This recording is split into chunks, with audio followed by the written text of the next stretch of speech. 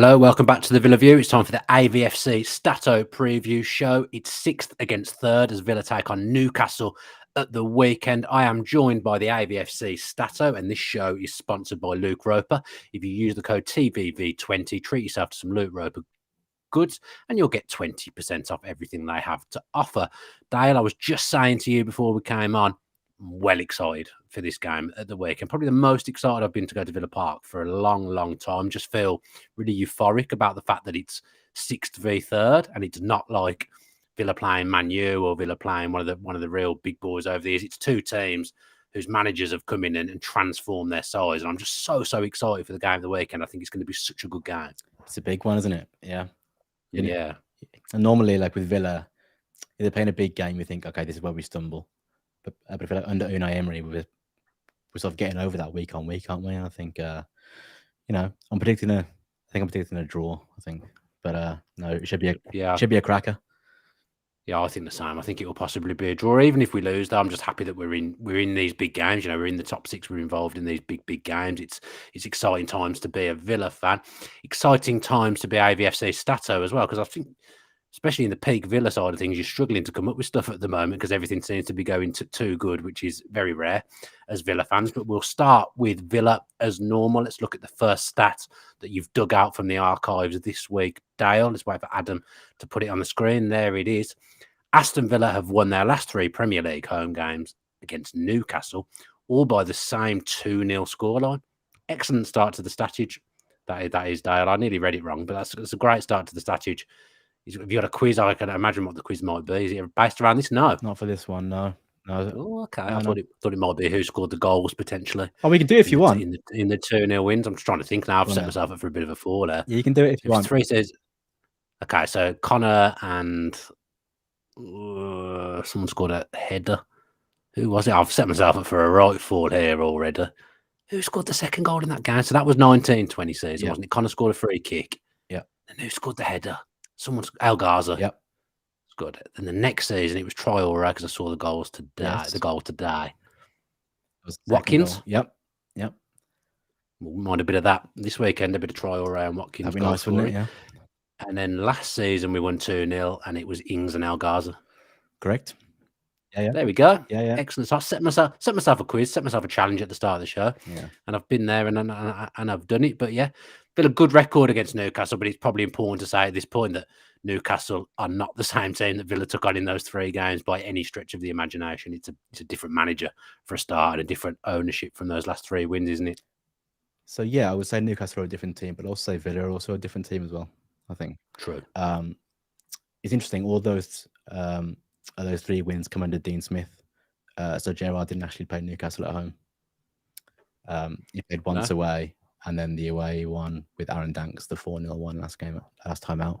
But yeah, no, we've got a good record against the Magpies at home. And yeah, hopefully it continues on Saturday. Yeah, weren't all 3 of those games Dean Smith v Steve Bruce as well? Potentially, yes. Yeah, they would have been. They would have been, wouldn't they? Yeah, so 2-0 every time, clean sheet. We definitely take that this weekend, but both teams in very different places now, so it'll be interesting to see how the game goes on Saturday. The second AVFC STATTO, even Aston Villa stat, is that Unai Emery is looking to become just the 3rd Aston Villa manager in the competition's history to win 5 games in a row this weekend. If this is the quiz, this is where you're 100% going to catch me out. This is the quiz. Can you name them? In Premier League, 5 in a row? Yep. I mean, surely there's only 3 managers that can be.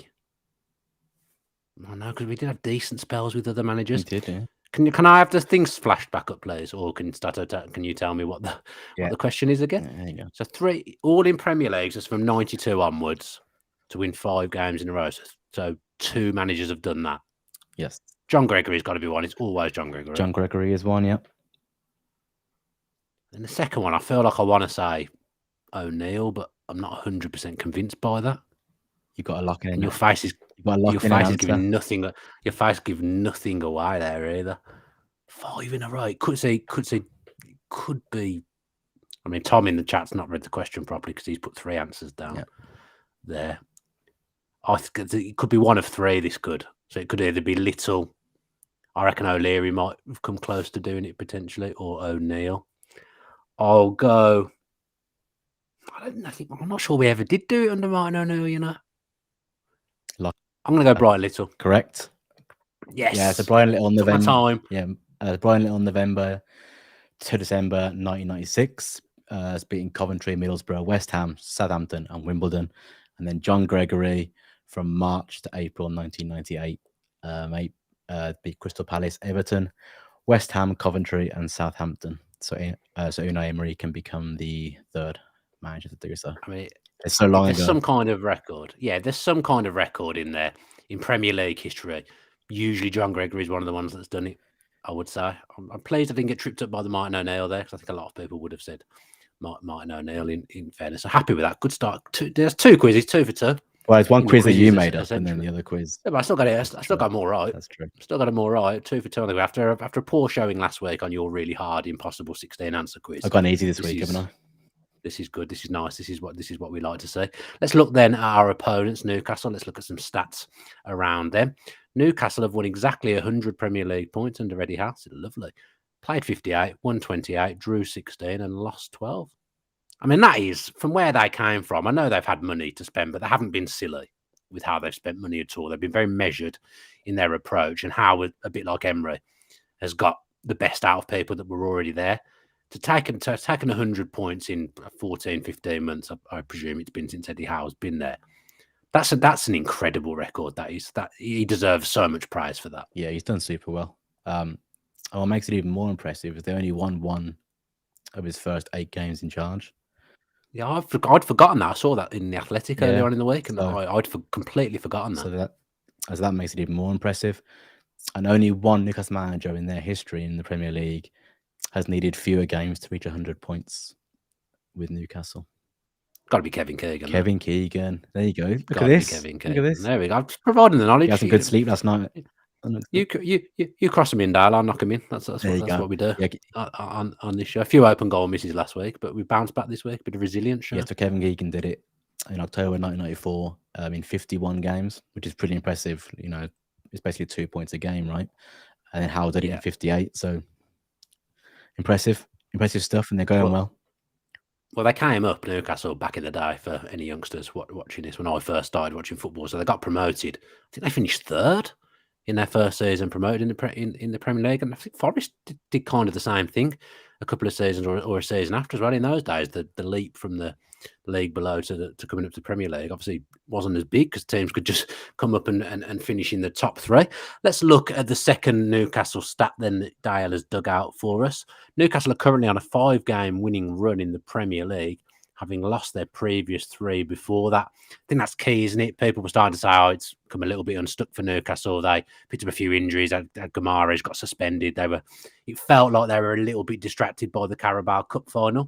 Yeah. Now they've got that out of the way. They've just got back to business, haven't they? And they're looking dead certs, I would say, for Champions League football next season, which, again, in itself, I don't think Eddie Howe was brought in to be that manager to get them Champions League football. I think he was perhaps they had in mind that he might be the one to stabilise them for a few years, and then they pull someone else in to come and take them to the next level. Eddie Howe has already taken them there, and maybe beyond, where you'd even think they would have been in 3-4 years' time, I would say. Yeah, he's done a great job there, I think. It's like I said, he's not spent a load of, he spent quite a lot of money, but not in terms of the top 4 in recent history. As only 3 teams in Premier League are currently on a 4-game winning run or more. As Villa on 4, and then Newcastle and Man City, who are both on 5-game winning runs. And like I said, Newcastle were on a 3-game losing streak before this. And then since then, they've beaten Wolves at home. They beat Forest away. They beat Man United at home impressively. They smashed West Ham away 5-1. And then they had an impressive win against Brentford last time out. So they were on a good run as well. Cost me my accumulator last week. I had a big accumulator on the go last week, and Newcastle were the ones that killed me and let me down. I was the only one that I got wrong, but never mind. Yeah, huge credit that they deserve. Because, I think back to when Man City first had money by Robinho. Yeah. Newcastle haven't done anything like that. They haven't gone out and they'd said, they spent money. Guimaraes, unbelievable signing, one of the best signings in the Prem the last decade. Probably he's come in and really been the orchestrator in the middle of the park for them. Really superb signing, Guimaraes. I'm sure every team in the Premier League would like to have him in their squad now. But yeah, they've done it in a sensible manner, which they probably didn't have to. In some ways, everything they're doing is measured, and like I've said, you can probably tell. I honestly cannot wait for this game at the week, and I think it's so refreshing that it's Villa v Newcastle and it's 6th v 3rd. It's a nice little throwback, because probably in the days of Brian Little, Villa and Newcastle, they were both probably in the top 6, so it will be a nice throwback. Let's finish now with the peak Villa, and Dale had to have some help this week. His database was not doing the business for him. Had to come to the master for a little bit of help this week. Eddie Howe has won all 5 of his previous 5 games against Aston Villa. That's the peak Villa section for this week. Yeah, fair to say Eddie Howe likes taking on Villa. Yeah, I needed help from you, Dan. I love this one because I wasn't thinking properly. So normally when I do these peak Villa stuff, I check, which player's got a good record against Villa, which man has got a good record against Villa. And I didn't think about checking Eddie Howe. But yeah, so he lost his first 2 games in charge against Villa, losing 2-1 in the FA Cup, and then on the opening day of the 2015-16 season with Bournemouth. But then since then, like you said, Rudy, yeah. But like you said, he's won his last 5 against us, as winning his final 3 games as Bournemouth manager, and then he's won both of his games as Newcastle manager against Aston Villa. So he's on a very good run of form against Villa. Yeah, we've struggled against him in recent times, and I remember us losing under Gerrard at St James's Park last season. It felt like a disappointing defeat. That was probably the start of Villa starting to play really badly under Steven Gerrard. Yeah. I would say, and then they wiped the floor with Aaron Danks and Neil Cutler's Villa early on in the season, when we felt like we might be okay after we just beat Brentford 4-0, and then we go to Newcastle and just got completely outclassed. In all honesty, what wasn't helped by Emi Martinez going off injured in that game. But yeah, they absolutely wiped the floor with us. But Villa are in a very, very different place now going into the game at the weekend. So it's really, really one to look forward to. Adam S, I don't know whether you're going to be able to pull this off the top of your head or from your stats, STATTO. He's asking, how about Emery v Howe? What was that record? 3-0 to Emery. 3-0 to Emery's won every game against Eddie Howe. It's like unpeak Villa, isn't it? That's Arsenal against Bournemouth. Okay. But still, though, Arsenal, lost games against teams they shouldn't lose games to over the years. Richard Edwards saying Newcastle don't do well at Villa Park. Yeah, Villa also do terribly at St James's Park, so it's a good job. It is at Villa Park. I'm trying to remember the last time Newcastle would have beat us at Villa Park. I don't know whether you've got that, STATTO. Because you did say you had some extras. I don't know whether that was one of them. Give me a second. It was 2013. That's the last time they beat us at Villa Park? In the Premier League. In the Premier League, I was going to say they would have beat us in the Championship. Yeah. Did they beat us in the Championship at Villa Park, actually? I remember a draw, Tish Bowler scoring. And last minute, wasn't it, I think? We were poor that day as well. From what I remember. I think I was on holiday somewhere in that. I think I was in Barbados or something watching that. No, yeah, nice. At that point. I haven't been on holiday for about 3 years. I can count my holidays in recent years on one hand, yeah. Tish Bowler 1-1, but that 2013, I'd be really testing myself if I could go back and think what the score was in that game. What year was 2013? September. What was season? September 2013. So 2013-14. Yeah. So that'd be Lambert. I know. I remember. I think I pulled it back. Go on. We lose 2-1. Did lose 2-1. Went 2-0 down. Benteke scored a header. We went 1-0 down, equalised, and then they scored. 2-1. I remember Benteke scoring a towering header in front of the Holton from a set piece that day. So Ben Arthur scored their opener, and then Johan Gouffran. That's a throwback from the past, I think. Jeez, that's a player I've completely forgotten existed. Exactly, there you go. Until you just said that. Yeah. Wow. Yeah. But they haven't beaten us in, what was that? Like a decade, basically. I'm surprised they've not beat us in a decade. But to be fair, we've been in the Championship for ages, haven't we? And so had they. Well, we're only in the Championship 2 seasons from that decade, so there's only 2 seasons where we wouldn't have played them there. But they went down, didn't they, as well? They went down whilst we were... They went down again? Whilst we were in the... Let me have a look. Because we went back to the Premier League. I don't think they did. So we played them at home in 2000... Let me get it up. So since our last loss to Newcastle at home, we played them 5 times. It's 2014-15, 2015-16, and then and 19, 20, 20, 21, 21, 22. So, yeah, just the 3 seasons we're out in the Championship. But they were in there with us the one season, weren't they? I mean, this is great too. This is great too. Yeah. Me and you just having a chat, just talking about things as they come. Yeah. Okay, I'm surprised at that. That's a reason for hope. Yep. In the coming into this game, I'm hopeful anyway. I'm not sure we'll win, but as I say, I'm hopeful for a really good game, and I feel like Villa can take something from Newcastle this week. And they're mean defensively though. But I'm getting away from what this show is about here. We're all about stats, and I'm talking about all things. Oh, I like this stat, Tom. Here's a quick stat for you. I'm 46 years old, never been to Villa Park, and going on Saturday. 46 years old, probably shouldn't be using lol at the end. I would say, but I'm glad you're going to Villa Park at the weekend, and let us know where you're sitting. Where you're sitting for your first game, please, Tom. Meantime, Stato, you've got some extras, haven't you? I got 2 bonus ones. I can put them in a quiz format if you want them. Why not? Everyone loves a quiz, don't they? Yeah. Okay. As Ollie Watkins has scored in 12 different Premier League games this season overall. Okay. Don't ask me to name the 12. No. I've learned my lesson, Dan. Okay. As only 3 players have ever scored in more different games in a season in the Premier League for Aston Villa. Benteke. York is top. As Benteke is top in 2012, 2013 with 15 separate games that he scored in. Dwight York has done it twice. 96, 97 with 13 games, 95, 96 in 14 games. So there's one more to get. 12 different games? Well, this player scored in 13 different games. So Adam S. has said what I would probably go with. Are you getting help from the chat? The chat's working. I would have said he'd have been my next ball, Juan Pablo Angel, and 2003-4 that would be. Correct. Is that right? There we go. That's correct. Yeah. Provided with a year as well, so come on, deserve there you go. That's put some respect on my name. That's what's the second one? One more if you want them. Yeah, please. So Bertrand Traoré has scored in his last 2 Premier League games with both these appearances coming as a substitute. There's only one player who scored in 3 consecutive substitute appearances for Aston Villa in the Premier League. Oh, there's only one person that can be. Yeah, it's easy. Julian Joachim. Bang on. There you go. Look at this quiz in today. As soon as you said it's easy, though, I feared that was wrong. As soon as you said it was easy. Yeah, because hasn't he scored the most goals as a substitute for Villa? Oh my god! Overall, he will have done. I've heard that stat before. Okay, he definitely would have done. Okay. I don't have that information to hand. Really, not on the database. I've got most subs and most goals, but I don't think I've got most goals as this. In fact, I do, but it's not in a. As I've got to put it into a table, so I've got like a long list of players and who they scored against as a substitute. But I don't need it. I've got to amalgamate it into a list. But yeah, I could do it if you give me 5 minutes. Good homework for you. Well, we won't let people watch you do that. Although there might be some. No one wants that.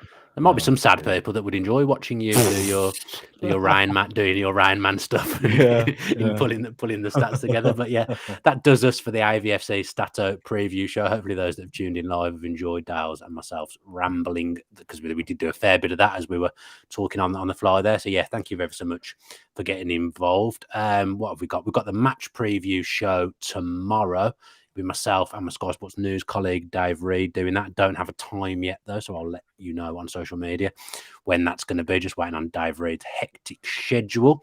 And then we'll do a post-match point at some point on Sunday as well, so look out for that. But do subscribe to the channel with your post notifications on.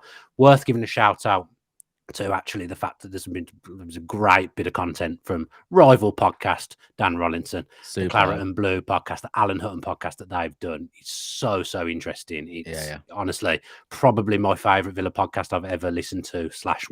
So if you've not watched that yet, go and watch the Alan Hutton podcast, because it's so good.